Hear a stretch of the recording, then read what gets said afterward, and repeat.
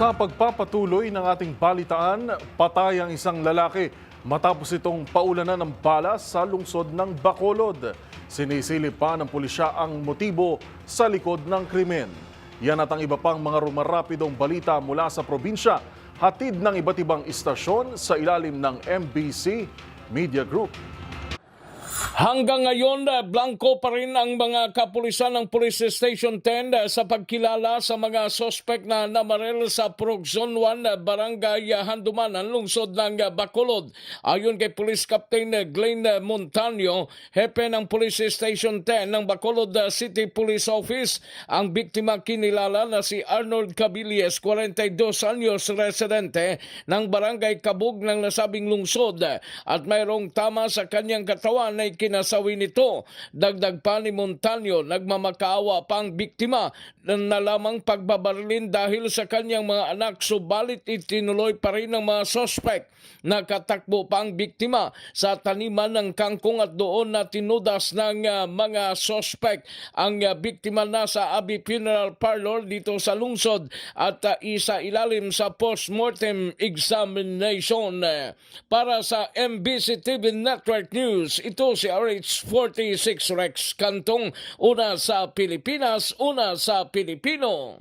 Balita mula sa Davao de Oro. Itinurn over ng isang 73 anyos na lalaki na si alias Pasio ang 5 bloke sa hinihinalang dahon ng marijuana sa Montevista Municipal Police Station noong Enero 21, 2025. Ayon kay alias Pasio, ang package na ipinadala mula sa kanyang manugang sa pamamagitan ng express padala ay dumating na may dalang shipping code na mga damit na matuklasan ang hinihinalang marijuana sa loob. Mabilis silang tumawag sa mga otoridad para humingi ng tulong. Ang turnover ay sinaksihan din ni Barangay Captain Mulihon kung saan nabatid na humigit kumulang 5 kilo ang bigat at nagkakahalaga ng 600,000 pesos.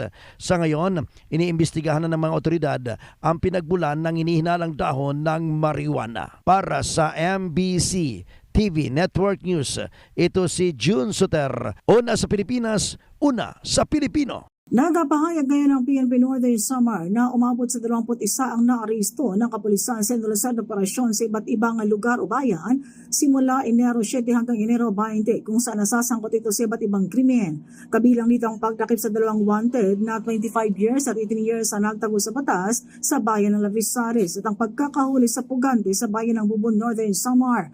8 naman sa mga nadakip ay umaharap sa iba't ibang kaso. Isa ang nahuli sa illegal na droga sa bayan ng Katarman. Ang iba naman ayon sa report ng PNP ay nahuli sa kasong illegal logging, fishing at gambling. Kabilang rin sa mga naristang isang guard na may dalang baril na nahuli sa Comelec checkpoint sa Ali, Northern Samar. Ngayong nalalapit ang halalan, ayon sa PNP patuloy nilang hinihigpitan ang pagbabantay sa lalawigan ng Northern Samar.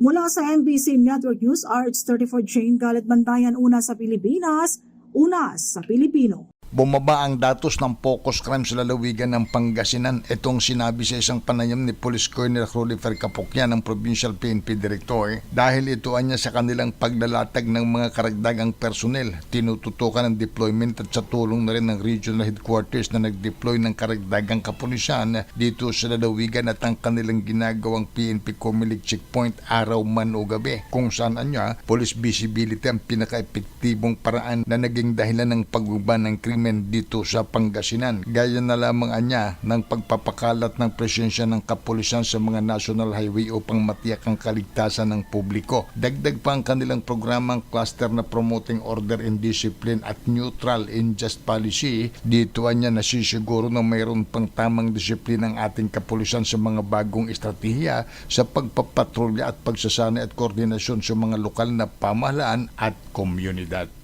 Para sa MBC TV Network News, ito si Freddy Fajardo, Aris 38, una sa Pilipinas, una sa Pilipino.